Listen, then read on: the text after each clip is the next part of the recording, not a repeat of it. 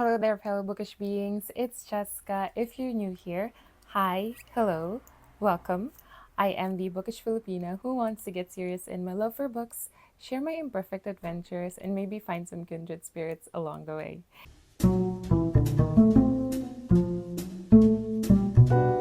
And speaking of my love for books, today we will be talking about the 6 books that I have finished in January and February. Now, for me, this is such an achievement because I've read 3 books per month at the start of the year, which is a good pace for me as a also full-time employee here in France with a busy schedule. That to me is a record because usually I would only finish 1 or 1.5 books per month. And I guess it's also thanks to my channel and to you guys who are watching for motivating me to read more. So thank you. And also, I was kind of feeling down from the start of the year. I'm not sure if it's the winter blues because I don't really believe in it, but maybe it is, and maybe it's time to believe in it. And I was also feeling a bit homesick, and so naturally I was clinging to my books. Anyway, without much further ado, let's get into talking about them. So, let's get into the books. The first book that I wanted to talk about is Quiet by Susan Cain. I love this copy. I got this from one of my favorite bookstores here in France, here in Paris rather, which is Smith and Son. I'm not sure if you can see the title, but yes, I love it. This book is all about introversion, what it is, what it's not. If you are one, how to harness its power, but if you're not, then how to better understand those around you who are. And I loved it because Susan Cain was not defensive when she was talking about her introversion or what it's like to be introverted. It's just sometimes I feel like when I explain to people that I'm an introvert, that I'm defensive about it. But in her case, in the book's case, it wasn't at all. This book was filled with a lot of research, case studies. Basically, she approached it from a scientifically curious point of view. Hope that makes sense. And there is also cultural history about introverts and examples of great people who were actually introverts who we thought were extroverts. Susan Cain really showed in this book how introverts have been and are quietly shaping the world without needing to be loud. And this was perfect for me because in my current job, I need to be extroverted a lot. And so sometimes I feel after a long day that I've betrayed myself by being this extroverted self, by wearing an extroverted mask. And then I get annoyed when people push me to be even more extroverted, be more social, because at lunch I just like reading and being in my quiet space. And sometimes I get pushed to be social and be more talkative or talk faster because sometimes most of the time I speak very slowly, and that's because there's a lot going on in my head that I have to translate in words. And so after reading this book, I just, it just gave me that sort of empowerment that I don't really need to talk fast or I don't really need to be more social than I already am. But at the same time, when I'm being very social and wearing my extroverted mask, it does not mean that I am betraying myself. It's just a skill that I developed as an introvert in facing the challenges around me. So, yeah, all in all, very great book. I gave it 4 stars and not 5 because there are some parts of the book which went round and round and I just wanted it to get straight to the point. But anyway, a good read for both introverts and extroverts. For those of you who are introverted, this is perfect to understand more about how we work, how our inner thinkings work. and really appreciate yourself as an introvert. And for those of you who are extroverts, I think this is also great because most likely someone close to you is introverted. So this will just help you understand them more. So, the next book that I wanted to talk about, that I feel like I have been talking nonstop about, is The Swan Away by Marcel Proust. I made an entire vlog, well, two vlogs about this book if you want a deep dive and if you're curious about the reading journey that it takes to read this book. Go check those vlogs out. Anyway, I started this in November, well, late November, and I finished it early January, and it has been one long but very beautiful journey. In a nutshell, this book started in the narrator's childhood in Combray, where he was exploring the emotional complexities of a child, which was so moving to read. And then we move on to um, Charles Swan, who was the enigmatic man in the first book. And now we explore his life in Paris as a society guy who fell in love with a kept woman, Odette, and his love being more about his imagination and the story that he tells himself versus what actually was going on around him because he was so obsessed with this woman. And then we return to the narrator's life, and at this time, he was now grown up and exploring his own first love in Paris. This was an amazing book about longing, about memory, and the lost time, the wanting to get back into a time that has already slipped by you, and the longing not just for people but also for places, and again trying to catch the memories that have already flown by us.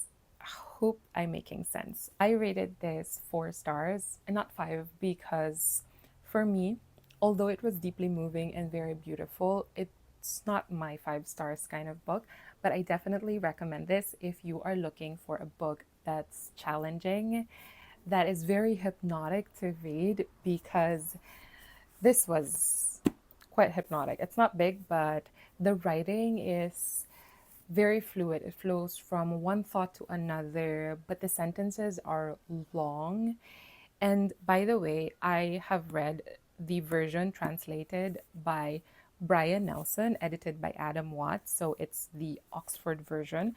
There are a lot of translations. I think there are 6 others.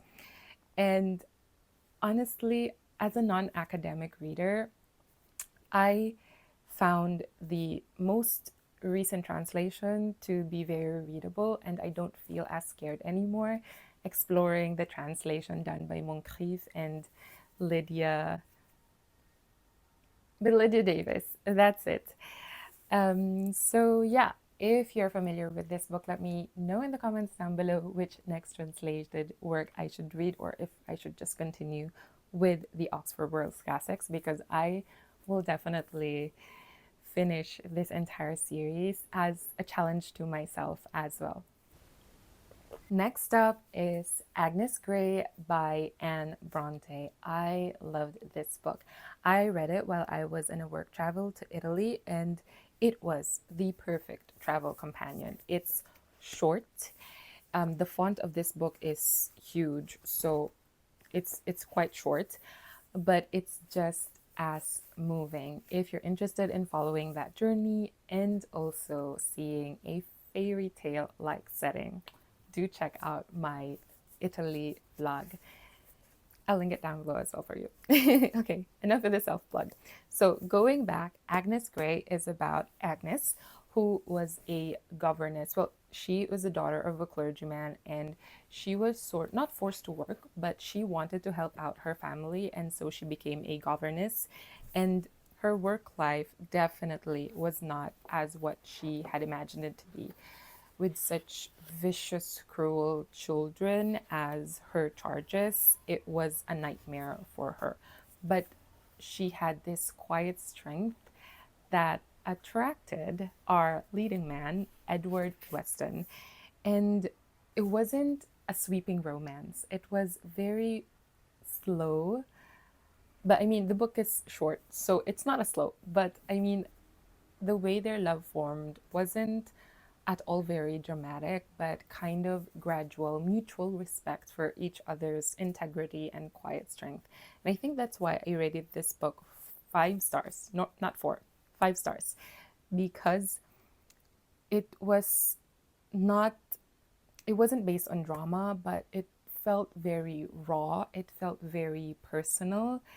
And I read that Anne Bronte wrote this book from her own experiences, and I guess that's part of the magic of this book, and that's why it felt quite an intimate book to read. It's like reading another person's diary, really.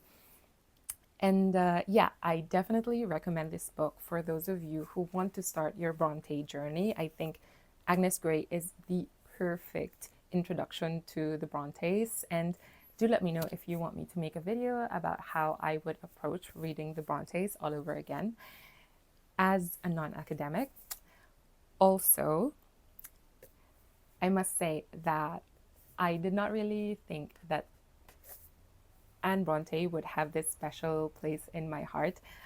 But after reading The Tenant of Wildfell Hall and then Agnes Grey, I think now she's my favorite Bronte sister. Anyway, we will see. So that is Agnes Grey by Anne Bronte. Next up is Carmilla by Sheridan Le Fanu.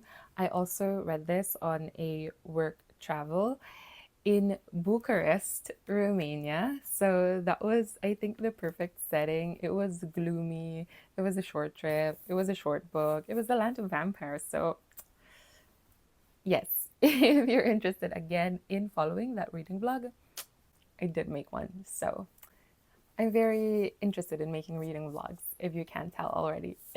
Anyway, we follow Carmilla. Well, actually, we follow Laura's story, who was the young woman that Carmilla, the female vampire, was obsessed with. So basically, Laura was leading a solitary life in her family chateau, and then suddenly a carriage broke down, and voila, there was Carmilla as their guest. And little did they know that she would sort of change Laura's life. Honestly, their relationship was very confusing. It was romantical. I said romantical and not romantic, but also deeply unsettling. I mean, after reading this book, I went down a rabbit hole of researching all about the book, and I saw this good debate wherein they were questioning, did Carmilla really love Laura, or was it just lust for her blood? Was it just hunger? And honestly, I'm on the side of, I think she's just hangry. Can't believe I made that joke. I think she was just hungry. Well, I think maybe there was a part of her that loved Laura, but it was so convoluted with her need for blood.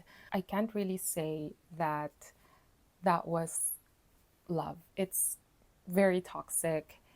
Maybe it's love, but it's toxic kind of love. So if you are into that kind of book that confuses you more than you understand it as you near the end of the book, then this is the perfect book for you. I gave it 4 out of 5 stars, not because it's not worth the 5 stars, but just because I wanted more from it. And I don't know why, but I felt like if this were written by a woman, it would have really packed the punch for me. Let me know in the comments down below if you get what I mean. But yes, definitely a good read, especially if you want a, not a substitute, but sort of like a complement to Bram Stoker's Dracula. And next up is A Court of Thorns and Roses by Sarah J. Maas. I don't think this book needs any kind of introduction because it speaks for itself. This book has been very popular, is still very popular. I have been very curious about reading this book for a very long time, seeing a lot of love and hate surrounding this sort of, not kind of, well, controversial book. And so this year I finally gave in. And I gave it 3 stars. Now, for those of you who love it, hear me out. I feel like if I have read this 10 years ago, if I was closer to Farah's age, then I would definitely have loved this. I would have devoured it and bought the entire series all in one go. No, I'm kidding. I won't do that. I probably will feel like read the next one after 3 months or something like that. I actually enjoyed reading it, and I did like the prose of Sarah J. Maas. It just, I don't know, the storyline just felt very predictable and cliche. It reminded me of reading Twilight, which I read 10 years ago and I loved.